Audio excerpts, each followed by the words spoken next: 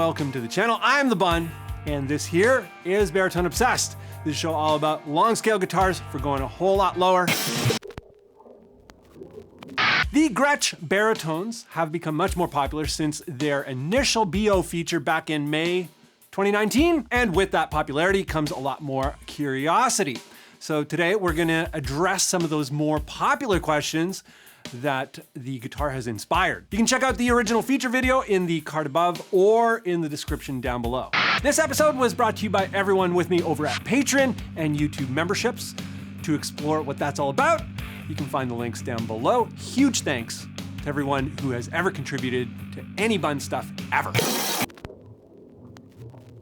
Everybody likes specs, everybody likes signal chain details. This here 29.75 inch scale GRETSCH is strung with 14 to 68 Kurt Mangan strings tuned to G1 standard. The signal flow is the bridge pickup into the HELIX stomp with a Bonsonics Foreign's HELIX preset. We're going analog out of the HELIX directly into a PreSonus USB interface into Reaper, and there is no post-processing. The music that you heard at the beginning is the Tune Factory by Foreign's, originally released in 2016 on the Metropolitan EP. Both the left and the right guitars are single pass recordings and are not fixed or edited. The left side is from one of the angles of the on-camera performance.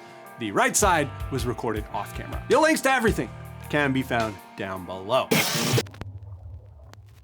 How well does it stay in tune with that Bigsby? The Bigsby, it's kind of a weird one. If you don't use it, it doesn't go out of tune. It's really stable if you don't use the Bigsby, but if you start using the Bigsby with the bridge that's on there, it's sketchy. But people have been changing to a roller bridge. There's a whole bunch of options out there to just drag and drop. It's not a computer. There's drop-in bridge replacements with roller saddles. Highly recommend that if you want to use the Bigsby a lot. It's a pretty cheap mod. Do mini hums fit in there? Mini hums are 2.625 inches by 1.25 inches, and Filtertrons are 2.79 by 1.32. You can do some research in terms of mini hums, P90s, and regular humbuckers, replacing those, some of the things that people have encountered. There's a bunch of little things that kind of get in the way. It's doable, but there's some fooling around to do. What kind of case should I get for this specific baritone? Cases are pretty simple. Short scale bass or a 3/4 scale bass, student bass, any of those things, any of those criteria for a bass case. I bought mine from Long & McQuaid. I have a bass, short scale bass hard case. For a soft case, I just use a regular bass case.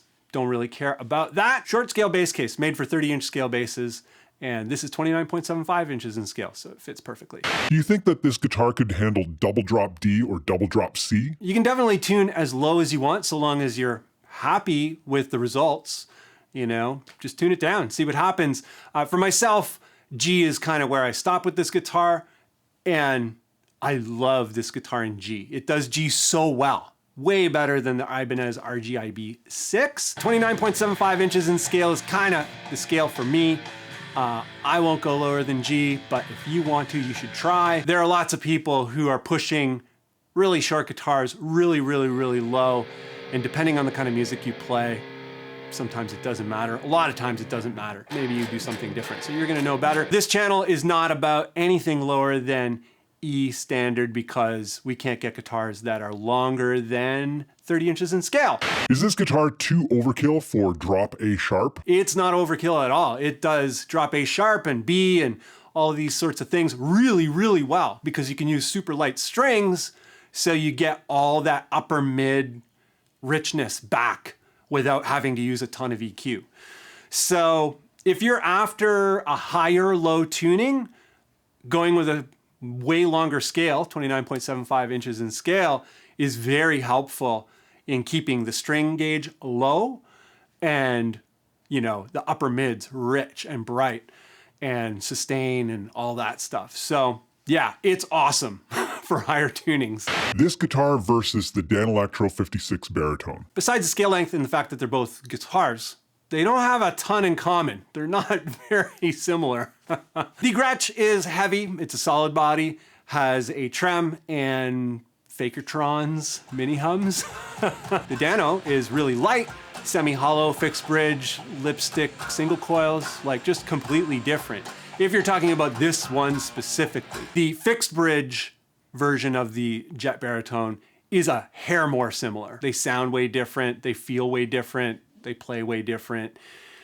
The quality levels are way different. When you stand up, this is a neck-heavy guitar. Neck dive is a hot topic here this past year. I was not expecting that one. I'm a high strapper. I play with my guitar really high, nipple rider. With high strap, you don't really have a problem with neck dive. It's not a thing. If you're into the super low strap thing, neck dive is a big thing. Why are baritone guitars generally so inexpensive? I guess inexpensive depends on how rich you are. You know, I'm not super rich, so to me, this guitar is not very inexpensive. Canadian with taxes, it's over $1,000. There's a baritone for every single price range.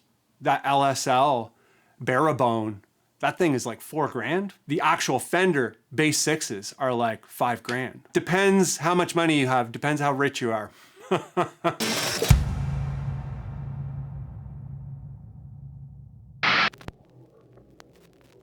Thanks again to everyone with me over at Patreon and YouTube memberships. They are the fine folks that have made all of this stuff happen. If you'd like to learn more or get involved in some way, all of the links to all things can be found down below. For me, this is my main 4-inch guitar at the moment. It's bone stock. I love it just the way it is. Even the trem. I don't use the trem, so that's why I like the trem. If you have a GRETSCH baritone, which one do you have, the trem or the fixed bridge version? And what do you use it for? Have you modded it? Do you love it? Let me know in the comments down below. That's it for this one. And thanks for hanging out. Hope you're having a rad day, and I hope to see you in the next one.